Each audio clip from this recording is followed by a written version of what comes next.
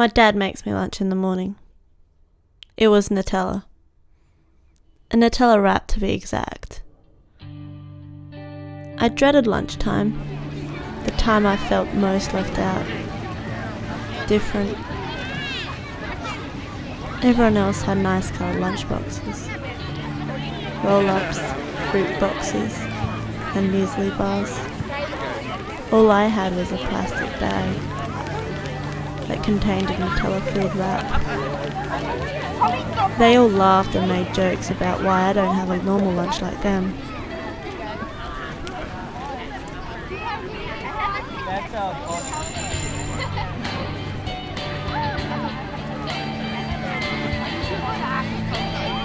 I wasn't hungry anyway.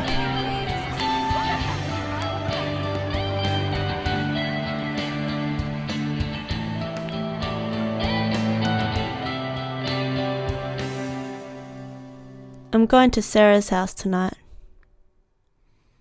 I think I would consider her my best friend. She's pretty cool. Sometimes I kinda wish I could be her. Or someone like her. Had a normal name. Pretty blue eyes. Sarah was telling me a theory on who should date who in our class. Stacey and Daniel. Michael and Jessica. Chelsea and Steve. My name never came up. But I didn't really like anyone in our class. Not that they'd look at me anyway.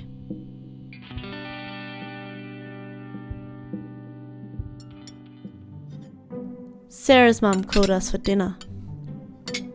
She was always smiling. Sarah didn't have a dad.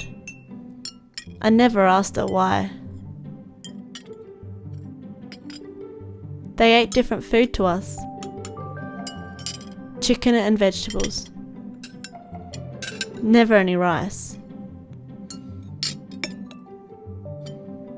And they didn't use spoons. Weird. Knife in right hand, fork in the left.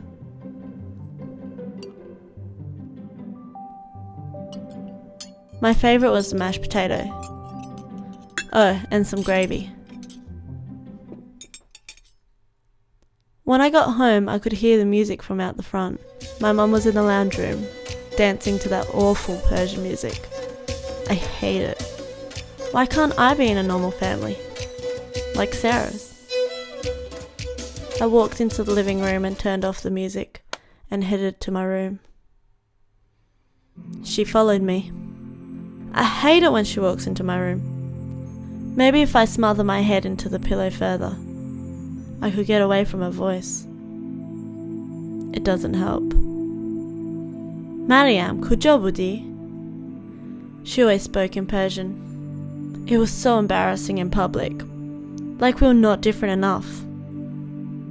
میای خونه سر صدا میکنی خدایا چرا این بچه بد اخلاق به من دادی. She was always blaming God.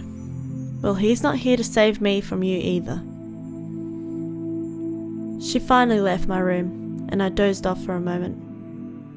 When I woke up it was still dark, so I made my way into the lounge room. The TV is on. راستی فردا خاله فریده میاد. من و بابا سر کاریم. شما باید مواظب باشی. This lady I've never met in my whole life. I have to take her around. I wonder if she's anything like Mum. I hope not. My auntie was a cheek squisher. She wore a scarf on her head that shaped her face. Her eyebrows were so perfect they looked like they were drawn on. Anytime someone from Iran would visit, they also brought a giant suitcase. The kind of suitcase you have to get two people to sit on to close it. We all sat around the giant suitcase.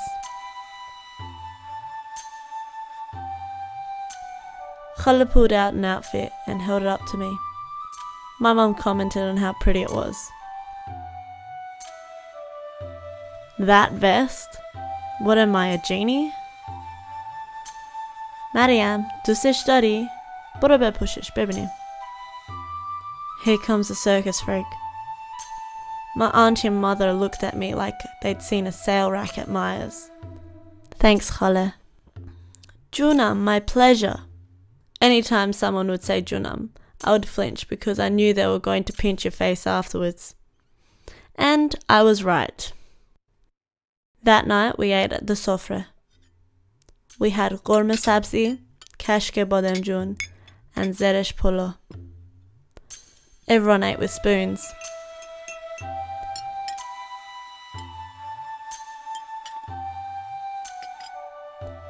بیشتر بخور چاق بشی. My aunt kept filling my plate. For some reason, Persian women always wanted their kids to get fat by forcefully feeding them. But it was the opposite to adults, always complaining that they've gained a bit of weight.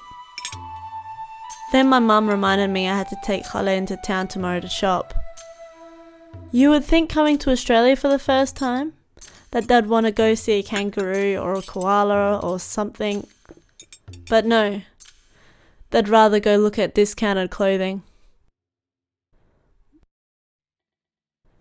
We took the train into town. I felt awkward. People were staring at her, at us.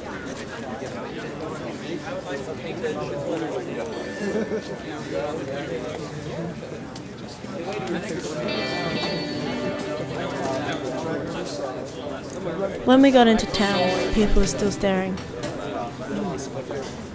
She picked out the tackiest things.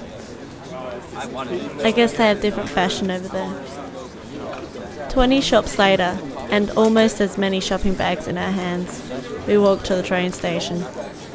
I know later on I'll probably have to sit on a giant suitcase and fit all this in. Watch where you're going. I didn't realise what just happened. All I saw was a tall-built man yelling at my auntie as she tried to get off the pavement. He kept yelling at my auntie. Can't see me walk with that bloody thing on. The beat of my heart got heavier. I couldn't put together what was happening. Then I heard her scream.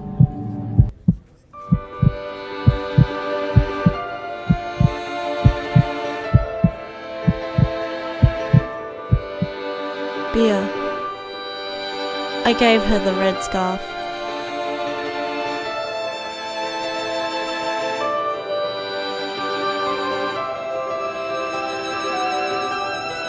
We didn't talk the whole way back.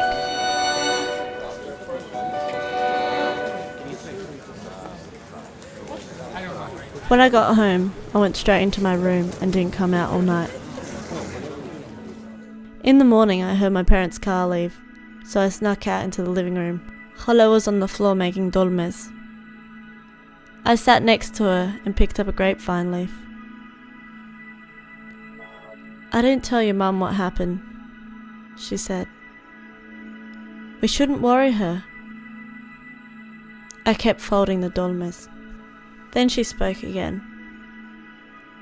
When I was your age, I used to look just like you. All the girls on the street were jealous because Baba bought me the prettiest dresses. She laughed.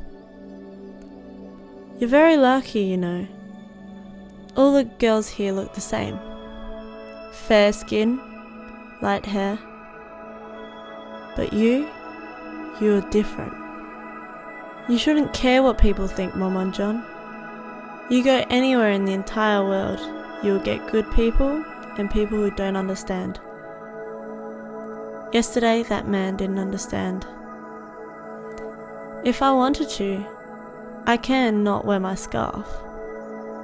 But I don't wear it for him, or for anyone. I wear it for God and myself. I'm sorry. I should have said something. Khaleh stopped and looked at me. Azizam, it's not your fault. It was never your fault. You were scared.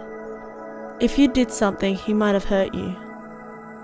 Don't dwell on the past because it'll eat and eat at you until you forget to live in the present.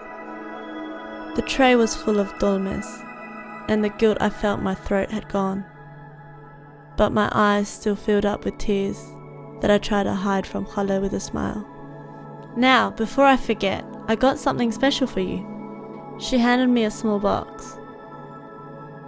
This was mine when I was young, but now I want you to have it. Inside the box was a small silver bracelet with fish engraved on it, and a bell hanging from both ends. I thanked Khala and gave her a hug.